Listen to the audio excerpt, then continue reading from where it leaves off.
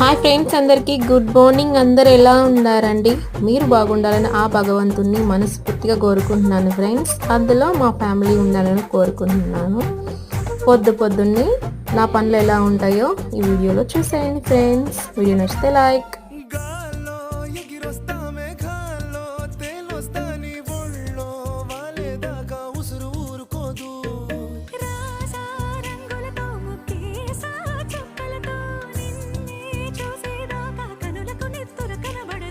నీ పలుకే నా గుండెలకే అలల చప్పుడనిపిస్తుంది.